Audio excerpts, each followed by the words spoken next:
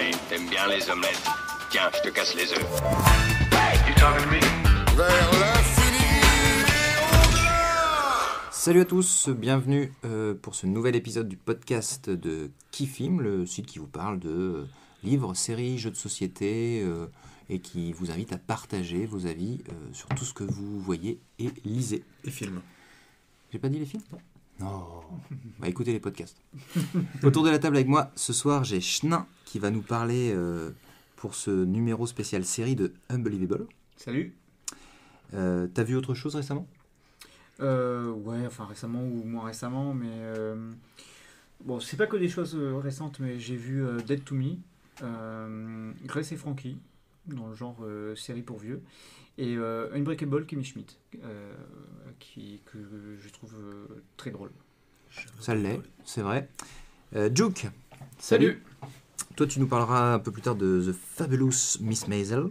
C'est ça. Est-ce qu'il y a d'autres trucs que tu voulais apporter à notre attention? Alors que je suis en ce moment, il y a Sex Education, dont tout le monde a entendu plus ou moins parler parce que ça fait quand même pas mal de titres, qui est excellent, qui est vraiment très très bon. Je m'attendais pas à ça, mais c'est vraiment excellemment bien écrit. J'ai regardé le premier épisode de Star Trek Picard, et moi pour l'instant ça part plutôt pas mal, donc j'espère que c'est du réchauffé. J'espère que ça va continuer aussi bien. Voilà ce que je regarde. Je regarde Pitch aussi en ce moment, la petite mini-série de Baptiste Le Caplin sur YouTube, que, comme je l'ai dit dans ma critique, qui est faite vraiment pour les gens qui aiment l'humour de Baptiste Le Caplin, mais qui fonctionne très bien, parce que moi je suis fan de son humour, ce garçon, je le trouve extrêmement drôle. Ok, merci. Atel Zeda, qu'on retrouvera un peu plus tard pour Watchmen, Ouais. OCS, Watchmen à HBO. HBO. D'autres trucs dont tu voudrais nous parler? Ouais, bah moi j'ai... Enfin, dont je voudrais vous parler, notamment, j'ai fini Orange is the New Black, j'ai été jusqu'au bout, ouais, il y a des gens qui l'ont fait. Bravo. Et bah je regrette pas de l'avoir fait, franchement, la fin ne me démérite pas. Dernière saison de The Good Place aussi en ce moment, pas encore terminée, mais en cours. Et je viens de reprendre la dernière saison. Moi je finis les séries, Ah ouais. et donc là je viens d'attaquer la dernière Getting saison Things Done. de Man in the High Castle, mais là je oui. m'attends à du très bon, donc voilà. Et également, Pareil. comme Julien, d'ailleurs sur le conseil de Julien, j'ai regardé Pitch, moi je connaissais pas le Caplin, donc c'est pas parce que pour son humour que j'y étais, mais ouais, je me marre bien, j'aime bien, ouais. Franchement, C'est vrai qu'il est drôle. pas mal. Oui. Et enfin, Monsieur l'Ours, qui est encore avec nous ce soir, merci. Salut, Toi, tu vas nous parler, merci, de The Mandalorian. tout à fait. Bon, c'est pas comme si t'étais fan de Star Wars. Non, je me suis un peu forcé, j'avoue. Et avant ça, des choses à nous dire? Oui, bah, j'ai pu me laisser aller à mon genre de prédilection avec Watchmen que j'ai regardé également, Is Dark Material qui est du coup aussi HBO et côté animation de Dragon Prince sur Netflix qui est une série faite par les créateurs de la première saison, de la première série de Last Airbender, Avatar. C'est un animé, non? C'est un animé, ouais, Ah tout ouais, à fait. je connaissais aussi. Et je trouve vraiment cool. Ouais, l'univers Ouais. est hyper sympa. Ouais, carrément. Ton genre de prédilection, c'est l'animé. Alors non, oui, le C'est fantastique la et la SF, ouais. Oui, parce que Monsieur l'Ours, vous pouvez le retrouver dans l'émission Spoilers, que vous entendrez bientôt à la radio. Tout à Que fait. vous entendez déjà à la radio. Tout à fait. Eh bien, bon, très bonne nouvelle. Moi, j'ai aussi vu Watchmen, que j'ai trouvé assez bon. Is Dark Material, que j'ai adoré pour son univers, notamment le principe voilà, que chaque humain a son petit démon. Je trouve ça Démon, assez ouais. excellent. Ouais. J'ai pris une petite claque avec L'Effondrement par les Parasites, là, sur YouTube, que je vous invite à regarder, bon, sauf si vous êtes dépressif. Je me suis laissé porter par Mortel sur Netflix, qui Ah ouais. est encore une production française, Mm. que je défends parce que c'est frais. Alors, c'est glauque, mais dans la production, c'est osé, quoi. Fallait le faire, fallait ramener cet univers-là entre le vaudou, le démoniaque, machin, dans les cités. Et je trouve que rien que pour ça, ça vaut le coup. Si vous accrochez pas sur les 2 premiers épisodes, c'est pas la peine de continuer, quoi. En ce moment, je suis sur The Crown. Énorme coup de cœur. Je sais pas pourquoi je suis arrivé aussi tard que ça là-dessus. C'est vieux. Sur- J'ai oublié ouais, de le dire. c'est vieux, mais C'est excellent. c'est incroyable. C'est juste incroyable. Et The Fabulous Miss Maisel. Le pitch, on va suivre, il y a un personnage principal qui s'appelle Midge Maisel, qui est marié. La série se passe dans la fin des années 50-60, au début 60, aux États-Unis, à New York. Le tout premier épisode, en fait, Midge Maisel est marié. Son mari a un emploi, il aimerait bien devenir comique, donc il fait le tour des clubs de stand-up de New York. Et puis il trompe sa femme, donc leur mariage se casse la figure, et Midge Maisel, dans un moment de désespoir, un peu dans une soirée un peu où elle noie son désespoir, elle se retrouve sur scène et elle fait un tabac monstrueux. Et depuis ça, donc il y a 3 saisons, j'ai découvert un peu sur le tard cette série. La toile de fond de cette série, c'est évidemment le stand-up, qui est un énorme... Alors c'est pas autant en France, mais aux États-Unis c'est un énorme truc, le stand-up. À New York, on peut aller faire tous les soirs un club pour aller voir plusieurs comiques qui font du stand-up. Donc c'est vraiment un gros truc. Et l'autre toile de fond derrière ça, c'est de l'humour juif new-yorkais. Voilà pour la toile de fond. Maintenant, pour la série elle-même, je l'ai découvert sur le tard. Je savais qu'elle prenait des prix, cette série. Là, je l'ai découvert sur le tard et moi, je trouve ça réellement magique. Les dialogues sont monstrueux, ça se renvoie la balle dans tous les sens. Il y a de l'humour, c'est pas juste drôle, hein. C'est vraiment une série où on suit Midge, mais il y a vraiment des perles d'humour. Il y a du jeu d'acteur excellent, à tel point que plusieurs personnages de la série raflent les prix dernièrement. Alors évidemment, il y a celle qui joue Midge Maisel, qui est Rachel Brosnahan, c'est un peu imprononçable, mais voilà comment elle s'appelle. Donc elle a pris plusieurs prix. Il y a un personnage qui est son manager, qui est aussi joué par une femme, qui s'appelle Alex Bornstein, qui est monstrueusement drôle. Et en acteur plus connu, vous avez Tony Shalhoub, qui joue le père de Midge. Tony Shalhoub, qui est le fameux Monk de la série Monk, voilà. Et qui est aussi génial dedans, quoi. Et vraiment, la série, il y a les dialogues qui sont monstrueux, les jeux d'acteurs sont très très bons, et même la réal est géniale. Il y a des... je peux raconter une toute petite perle à un moment dans un épisode. Ils vont en vacances tous en famille, ils vont dans les fameux camps de vacances qui existaient aux États-Unis, je ne sais pas si ça existe encore. Les fameux camps de vacances, vous avez un grand building principal et puis des cottages un peu partout, et tout le monde, toutes les familles passent leurs vacances là-dedans, et ils vont pendant des années et des années, ils vont Dirty tous les ans. Dancing, quoi. Exactement, c'est ça. Et donc, à l'arrivée dans leur cottage, la caméra se fige et on voit le cottage de l'extérieur. Et là, il y a un balai de la famille qui rentre dans la maison, qui se parle, alors que la caméra ne bouge pas, qui se parle entre les pièces, avec les porteurs de bagages qui rentrent, qui sortent, etc. Et c'est une scène de théâtre. La réalisation est vraiment dingue par moment dans cette série, quoi. Et moi, vraiment, j'ai adoré. Je prends pas des... Il y a plein d'épisodes où je fais que sourire par moment, mais c'est toujours un plaisir de les entendre se parler. Les dialogues sont géniaux. Il y a donc ces petites pépites de réalisation, et il y a des moments où je prends des barres de rire ponctuellement, quoi. Et ça se voit où ? Et c'est une production Amazon. C'est une production Amazon, donc c'est visible sur Amazon. Et moi, découvert sur le tard, mais je prends mon pied à la regarder, cette série. Vraiment. Je ne l'ai pas encore noté parce que du coup, je ne l'ai pas fini. Enfin, j'ai pas fini. Je n'ai pas rattrapé mon retard vu que quand je l'ai commencé en retard. J'ai vu 2 saisons pour l'instant. Mais je pense que ce sera une grosse note et un coup de cœur pour moi. Ok, donc The Fabulous Midge Maisel. Miss Alors, Maisel. alors c'est Miss Maisel, mais elle s'appelle Midge. Elle s'appelle Midge, oui. C'est son Ok, surnom. bon bah ça donne envie. Myriam Je sais pas Midge pour vous, Maisel. mais Moi, ça donne j'ajoute envie. à ma watchlist, Complètement, et ouais. l'argument, c'est sur Amazon. En plus, pour moi, c'est un argument en plus. J'ai pas Netflix, j'ai Amazon. Et, Alors, la première je saison, suis donc, toujours pour ceux content qui de s'y découvrir mettront, des bonnes séries sur la plateforme. pour ceux qui s'y mettront, la première saison met un peu de temps à se lancer. C'est une série qui prend son temps pour installer les personnages, mais les personnages sont vraiment développés. J'ai pris des baffes au niveau réalisation dans la 2e saison, mais ça vaut vraiment le coup de pousser, quoi. Bon, ok. Merci Joe. Il y a combien de saisons là maintenant 3. On enchaîne avec ATLZA qui va nous parler d'un monument. Alors, la série ne l'est pas encore, mais l'origine l'est. Tu vas nous parler de Watchmen sur une production HBO. Ouais, et je ne vais pas parler de l'origine parce que moi, je n'avais pas vu. Déjà, de base, je pose le. Les comics, pas vu. les comics, les films. Non, il y a un film. Non, il y a un Il y film. a un film et des Je comics. suis sûr Pas qu'il y a un lu, film. pas vu. Eh ben, Mais moi, je c'est parle d'abord du- une BD. Eh ben, Alors, c'est mignon. d'abord Si une on BD. parle de Alors, l'origine, c'est BD. alors, 30 secondes hein, sur la BD, Michael Moore. Ouais. Non, Alan Moore. Alan Moore et Dave Faut que Gibbons. Michael Moore soit pareil. Alan Moore, non, C'est mais, quelqu'un. non, mais les Moore en général Oui. critiquent quand même pas mal vachement C'est un cousin. le gouvernement. Mais c'est vrai qu'Alan Moore, lui, c'est l'emblème de la contre-culture à cette époque-là, qui a tout fait pour dénoncer à travers Watchmen les dérives de l'État policier et compagnie. C'est Moi, quelle époque, moi j'avais du coup, été. la BD, pour situer C'est La BD. À l'époque de sortie, je veux dire. Ouais. Je dirais les 70. Allez, à vérifier. Précision, un peu plus loin peut-être. comics paru chez DC Comics. Et c'est un pavé. Ah, C'est un précisément. pavé. Alors, on est dans les old school du comics, dans le dessin et tout ça. Alan Moore, c'est pas non plus. C'est un raconteur, quoi. C'est pas franchement un dessinateur, je trouve, mais bon, par contre, c'est choquant. Watchmen, c'est perturbant, quoi. Moi, il m'a fait le même effet, Watchmen, que quand j'ai découvert des métal hurlants ou des trucs comme ça. T'es toujours sur les comics, hein. Ouais, je trouvais ça. Voilà. Et puis, le film, fallait y aller quand même pour adapter. J'avais le pas truc, aimé, quoi. moi. Moi, j'avais pas aimé non plus. J'ai jamais fait les Faudrait qu'on comics. en reparle plutôt à la fin. Voilà, c'est vrai. Alors, ça On date de t'écoute. 86. 86, waouh.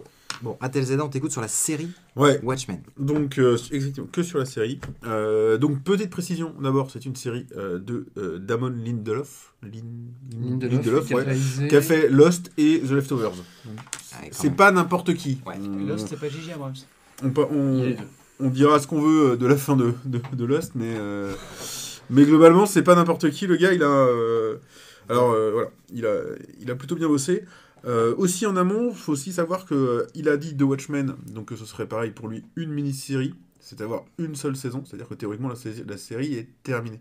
Mais il a lui-même, théoriquement, il vient pas de moi, il vient de lui.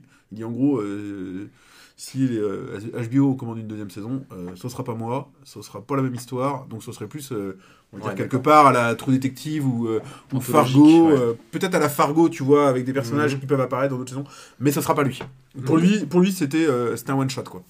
Ok. Donc voilà.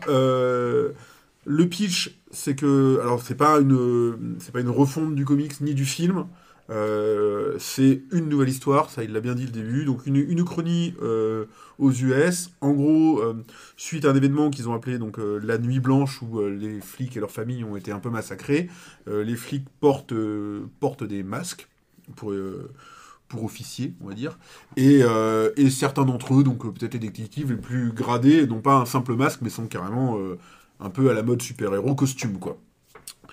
Et en fait, il y a donc le retour, l'apparition d'une sorte de secte maléfique, comme en tendance néo-nazie, avec des projets pas toujours glop, voilà, il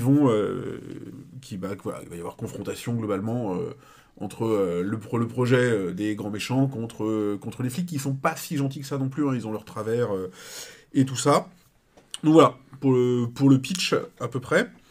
Et on va suivre plus précisément le destin de son nom ne me revient plus, la flic noire, la veuve, pas la veuve, la nonne noire. Non, comment ça s'appelle? J'ai vu en mémoire. Ouais, c'est un truc comme ça, mais ça m'a pas Ouais, non, moi non marqué. plus. Hein. Enfin, on va partir donc suivre son personnage et l'histoire de sa famille, et de sa famille à travers les siècles. Enfin, à travers un siècle, puisque l'histoire commence avec le massacre de Tulsa. Donc, il y a une histoire vraie, hein, le massacre de Tulsa. C'était vraiment un quartier noir qu'on appelait vraiment Le quartier noir. le quartier noir, non, pas du tout. Celui à la bourse à New York, là. Wall Street. Le Wall Street Black. C'était donc un quartier prospère black qui, sous un prétexte plus ou moins fallacieux, s'est fait détruire, ravager. Ils se sont fait massacrer donc par les Blancs, le Ku Klux Klan et compagnie. Et c'est un épisode qui, jusqu'à récemment, qui était un peu enterré dans l'histoire américaine. Donc voilà. Donc l'histoire prend pied là-dedans et avec des scènes de ce massacre-là. Donc ça vous plonge dedans assez fortement. Et on va y revenir pas mal dans la série. C'est pas à mettre devant tous les yeux, quoi. Non, c'est pas une série pour enfants, non. C'est C'est assez graphique, oui, ouais, dans la violence. Ouais, c'est pas. Il y a quelques sous-entendus, mais globalement, ouais, la scène d'ouverture, elle te met bien. Donc voilà, je vais pas aller beaucoup plus loin. Ce que j'en ai pensé, alors voilà, hein, sachant que j'ai pas le background, donc voilà, j'ai trouvé que globalement c'était plutôt pas mal. Il a quand même fallu, n'ayant pas lu le livre, n'ayant pas vu le film, j'aille faire un coup de Google et compagnie, enfin je fais du compte moi, mais un coup de compte et compagnie pour me renseigner un peu sur exactement qui est qui, et parce que si l'histoire ne se base pas vraiment sur les faits précédents et tout, elle en tire quand même ses racines, et il y a quelques personnages qui viennent de là. Bon, il y a la femme de Monsieur Manhattan, bon, etc. Donc voilà, il a quand même fallu que j'aille chercher un peu de background pour apprécier le truc globalement, parce que sinon, on est perdu. C'est clair. Ça part quand même, à un moment donné, il y a dans le milieu de la saison, il y a un petit côté ventre mou, un peu calme, mais en plus, ça part un peu dans tous les sens. Donc là, j'ai eu un moment où j'étais paumé, c'est à ce moment-là où je me suis dit, bon, je crois qu'il faut que j'aille chercher le background. Par contre, au fur et à mesure où on se rapproche des derniers épisodes, je trouve que ça remonte bien en puissance. Forcément, toutes les pièces du puzzle s'assemblent, et on se dirige vers une fin de saison qui est plutôt que j'ai trouvé carrément à la hauteur, quoi. Donc vraiment emballé au début, un milieu un peu difficile pour moi, peut-être parce que j'ai pas le background, mais sur une fin satisfaisante. Donc voilà, globalement j'ai trouvé ça plutôt bon. Effectivement, il y a aussi un parti pris graphique et tout dans la série qui est intéressante, mais je suis sûr que vous allez en parler après moi, enfin au moins toi Glenn. Donc pour moi c'est ah oui, Dr Matt Geek. Donc pour moi j'ai dû lui mettre 7. Je suis sûr que d'autres gens lui mettraient aisément 8. Peut-être c'est avec un plus gros contexte et tout. Ça se regarde bien, surtout en sachant qu'on peut s'arrêter à cette saison-là. Je m'en verrai pas 4 saisons, clairement. Voilà. Monsieur l'ours, tu l'as vu ? Ouais, complètement. Pas grand-chose à ajouter. C'est une série qui a de l'ambition formelle. HBO a mis les moyens et a clairement une qualité dans les décors, les effets spéciaux, parce qu'il y en a. Et du coup, je trouve que visuellement, elle est cool. Il y a quand même un truc intéressant enfin, je trouve, dans le propos. Voilà, alors j'allais y venir justement. C'est moi, ce qui m'a laissé sur le cul, c'est clairement le propos politique de la série. La série est extrêmement politique par rapport à la place de la communauté noire aux États-Unis. Alors encore plus maintenant. Et la montée des extrêmes. Voilà, Ouais, sur la montée des extrêmes, avec il y a les quelque chose. suprémacistes et tout ça. Secte, Enfin, presque. c'est assez fou que je trouve ça assez dingue en fait qu'une série comme ça puisse voir le jour, parce que il y a, oui, encore une fois, il y a un vrai propos, il y a une vraie dénonciation de choses. Alors certes, il y a, mais c'est historique pas non en plus. plus, quoi. Non, mais mais- c'est en ça que c'est le digne héritier Dans le contexte, tu veux du dire, comics, dans le contexte quoi. actuel. T'as pas c'est parlé ça. Dans le contexte actuel, Ouais. et aussi dans le fait de déterrer un truc historique des États-Unis qui, je pense, est pas Ouais. très glorieux. Enfin, c'est Là, pas, je pense, là-dessus, il y a il quelque n'est chose. pas très glorieux. Sur le Il y a un massacre de côté tout très, ça, il y a quelque voilà, chose. Ouais. très sudiste aussi dans l'histoire des États-Unis. Je pense que c'est Enfin, même clairement un parti pris. Bah, c'est le fil rouge du comics et tout ça aussi. c'est ça, et puis. Le comic prend ses racines dans le massacre de tout ça aussi.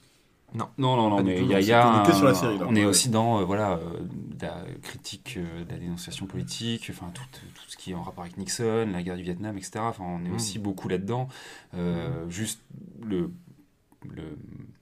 personnage du Dr Manhattan qu'on voit dans la série et qui est aussi un personnage emblématique des comics, c'est clairement une allégorie de la bombe nucléaire et de ce pouvoir-là que voilà, dans la série, je veux dire, comme tu parlais du Chrony, dystopie et tout ça, ils ont gagné la guerre du Vietnam et qui est devenu un État américain, quoi. Enfin, Tout il à fait. y a tout un truc quand même là-dedans qui, Quel point complètement une chronique du truc. je trouve assez.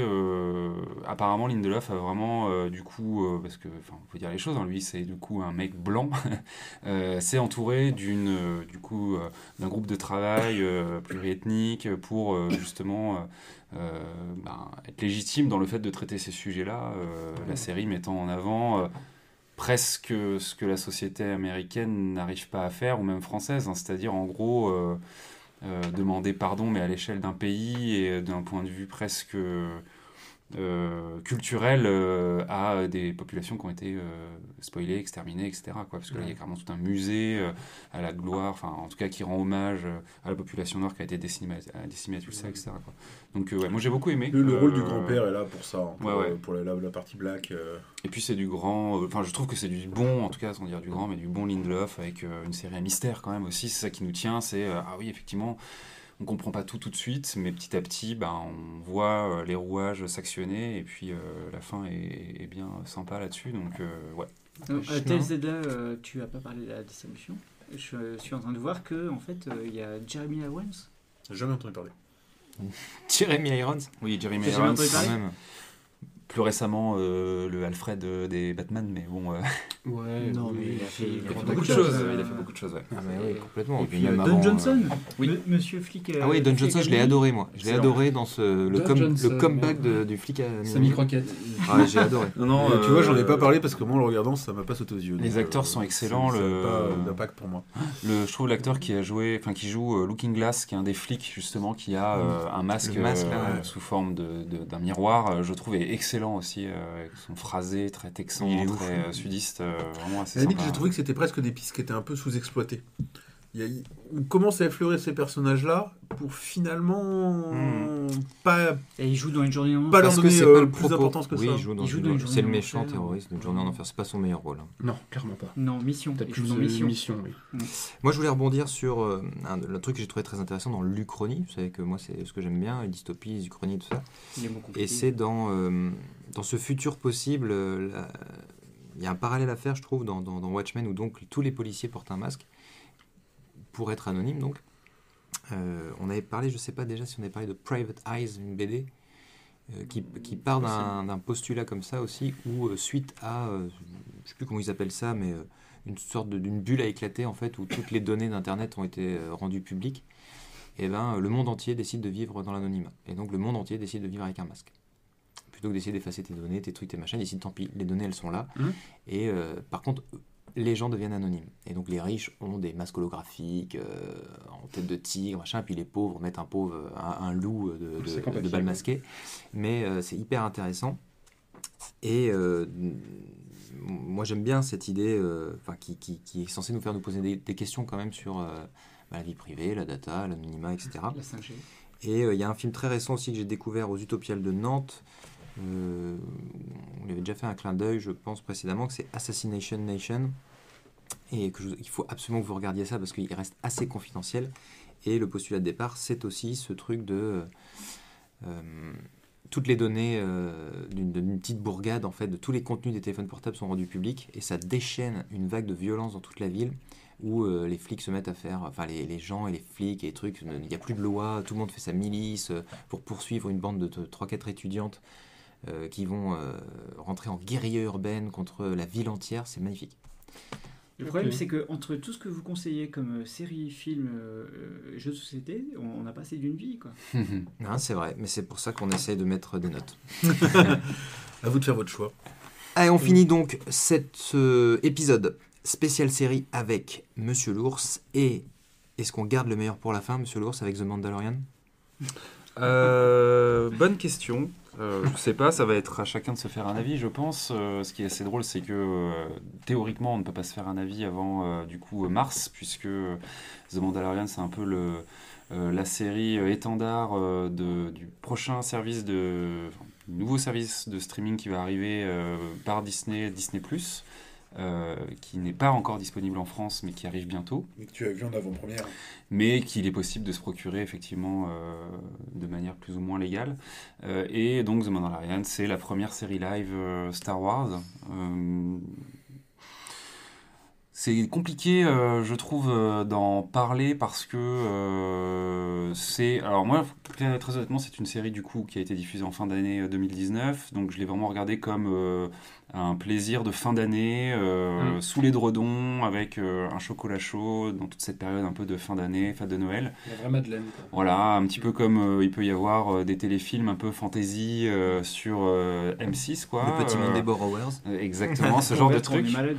Un petit peu ce qu'on peut regarder quand on est malade et qu'on a besoin, effectivement, ou on a envie de regarder un truc réconfortant. The Mandalorian, c'est un petit peu ça.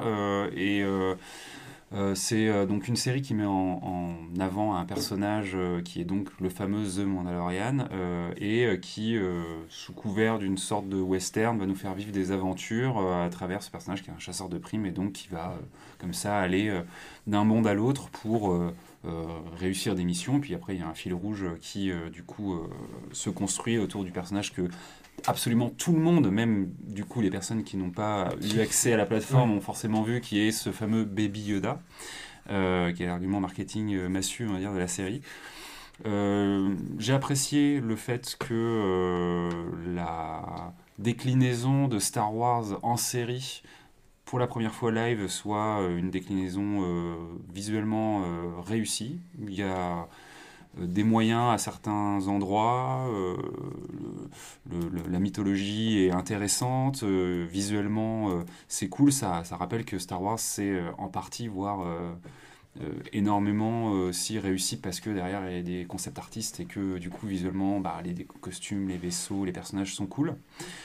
Je trouve pas spécialement que ça soit la série du siècle, loin de là, je trouve qu'elle fait vraiment même assez pâle figure à côté des séries du genre qui sont remarquées actuellement par leur scénario. Enfin là, je trouve que clairement, en termes d'histoire, c'est assez pauvre, voire même parfois, sur certains épisodes, un peu risible, de par les faibles enjeux qu'il y a, ou le côté très cheap de la progression du personnage.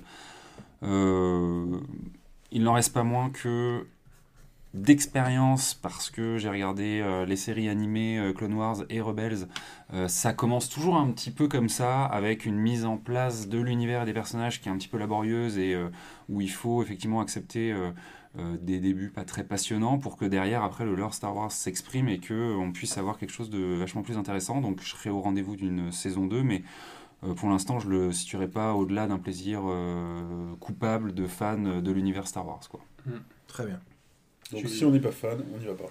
Joke, tu l'as vu ? Ouais, je l'ai vu. En fait, j'ai eu le même problème que Monsieur l'Ours, quoi. C'est que il y a quand même du taf, quoi. Les décors sont très très bien, les acteurs sont bons. Ça fait pas de cheap à aucun moment. C'est vraiment, on se sent vraiment dans Star Wars et c'est vraiment bien fait. Je sais pas ce qu'ils ont fait avec le scénario, quoi. Parce que, comme tu le disais, ouais, il y a des épisodes, il se passe absolument rien. On regarde une demi-heure d'épisode, il va d'un point A à un point B, et c'est tout, quoi. Et là, tu te dis, qu'est-ce qui s'est arrivé ? Enfin, soit ils avaient de la matière ou la thune pour faire 4 épisodes, ils ont voulu en faire 8. Enfin, qu'est-ce qui s'est passé, quoi ? Il faut savoir que du coup les épisodes en plus sont assez courts par rapport à ce qu'on a l'habitude de voir. On est plutôt autour de 30 minutes, et qu'on est plutôt sur une série dont les épisodes sont relativement indépendants les uns des autres, quoi. Et du coup, j'ai trouvé que c'était un bon départ. Je suis d'accord avec toi quand tu dis qu'il y a moyen que les saisons suivantes soient géniales, parce que la matière, la base est là. La saison 1, pour l'instant, c'est... Ouais, pour moi, c'est un départ, quoi, parce qu'il se passe vraiment pas grand-chose, à part dans quelques épisodes, et si on regarde la saison dans la globalité, oui, il se passe quelques trucs, mais il n'y avait pas matière à 8 épisodes, quoi. Il y a vraiment des épisodes qui sont inutiles, quoi. Sachant que 8 épisodes dans une série, c'est déjà pas des masses. Non, en effet. Alors moi, moi j'ai adoré. Un bon fan de Star Wars que je suis, mais c'est vrai, tout ce que vous dites, il y a des lacunes. Il y a des lacunes. Mais ce que je retiens, en fait, c'est justement ce que je retiens. Et c'est-à-dire qu'il y a des choses qui m'ont marqué. En l'espace d'un épisode, autant les Star Wars, je les ai vus 50 fois, et il y a des choses qui m'ont marqué. Là, The Mandalorian, alors certes, maintenant, il y a le marketing derrière, il y a les réseaux sociaux qui matraquent et tout ça, mais... Bon, évidemment, Baby Yoda, il m'a pas ému plus que ça, non, clairement. Il est sympathique, mais c'est pas... Par contre, dans l'épisode 3 ou 4, je sais plus, ou même 2 peut-être, quand il se retrouve... très western, là, au milieu d'une sorte de ranch blindé de chasseurs de primes à tout va, et qu'il y a un autre robot qui est là en train d'aider le Mandalorian à faire son job. J'ai trouvé ça fabuleux. Ce robot, il va me rester gravé très longtemps. Le principe aussi que j'ai découvert avec The Mandalorian, que je connaissais pas ni à travers Clone Wars, ni à travers Rebels, ni à travers les Star Wars, c'est ce principe où il collecte une sorte de métal machin pour ensuite le ramener à sa guilde, qui vont le faire fondre, et grâce à ça, il peut construire une partie de son armure. Je trouvais ça juste génial comme mythologie. Je connaissais pas du tout. Et il y a plein de petites choses comme ça, parsemées, que j'ai trouvé mémorables. Et ça, pour moi, c'est aussi l'essence d'un truc comme Star Wars, parce que chacun prend un petit peu les choses qu'il trouve sympas. Par contre, c'est vrai, il y a des fois où il se passe pas grand-chose. Et clairement, il y a des fois, je me suis dit, ça, je crois que c'est un épisode de Xena la guerrière. À la fois dans la déco, dans le jeu de l'actrice qui débarque à un moment, là. L'ancienne catcheuse, là. Ouais, j'ai cru que c'était Xena la guerrière. Ça m'a un peu gâché le plaisir à un moment, mais si tu le prends pour ce que c'est, je pense, c'est-à-dire une sorte de mini western Star Wars, ça laisse plein d'espoir. Voilà. A New Hope. Moi, je l'avais mis dans mes séries à voir, et en fait, après les retours Des gens sur qui Mitigé. d'ailleurs. Il faut faire des choix. Mais c'est vrai que je l'ai enlevé. C'est vrai que si vous n'avez pas le temps et qu'il y a autre chose à voir, bah vous pouvez je passer. suis pas assez fan de Star Wars, je pense, pour lui pardonner On a tellement de choix. un ventre mou, quoi. En fait, c'est ça le problème, c'est que pour répondre du coup à la question que tu as posée il y a quelques minutes, je pense que la série est clairement adressée aux fans Ah, c'est une et fanservice, ouais. pas effectivement à des gens qui auraient regardé un peu les différents films comme ça, mais viendraient pour la série pour une histoire qu'on va leur proposer dans un univers qui peut visuellement les intéresser. Parce que clairement, ce que fait la série très bien, c'est rendre son univers cohérent par l'utilisation de plein de petites choses qui vont rappeler aux autres films. Et là, je trouve que c'est extrêmement bien fait. C'est-à-dire que plutôt que de réinventer à chaque fois de nouveaux trucs, bah, on va des petits mécanismes, des petits des costumes, des robots, machins, des les- trucs, voilà, qui vont te dire ah oui, bah effectivement, on est dans cet univers Star Wars et donc c'est logique que je dis n'importe quoi, ce truc qui peut ressembler vaguement à une espèce de caméra de sécurité, bah c'est aussi la même qu'on retrouve au palais de Jabba, parce que Exactement. voilà, il y a une cohérence là-dedans et Ah oui, on l'œil sent, qui sort. ouais, c'est ça. Ah, ça c'est on fabuleux. sent un amour de la série. D'ailleurs, enfin voilà, la série a été faite par Jon Favreau, donc monsieur, enfin celui qui a lancé le MCU, les films Marvel, etc., qui maintenant a priori va très clairement un peu chapeauter l'univers Star Wars, au moins à la télé, et on sent que lui c'est un gros fan et que là-dessus il y a un respect du matériel, quoi. Mais par contre, si on compare ce qui est pas comparable, mais je te conseille par exemple plus de regarder Battlestar Galactica, parce que tu vas être dans un univers de science-fiction avec des vaisseaux spatiaux et des combats, et là tu auras une vraie histoire, quoi. Tu auras des personnages. J'ai T'auras The Expanse envie, pour ça. et Ah, The The Expanse Expanse. aussi, j'ai pas Déjà regardé, parlé. mais Excellent. qui est très très bien, quoi. Abonnez-vous. Merci à tous. Merci à tout le monde autour de la table pour ces chouettes chroniques. Merci. On se retrouve pour le prochain épisode qui sera dédié aux livres Ou au jeu. ou aux jeux. Allez. Au jeu, peut-être, on verra. Bah, eh bien, faites vos jeux. Le Bonne suspense soirée. est À bientôt. intense. Salut. Bonne Ciao. soirée.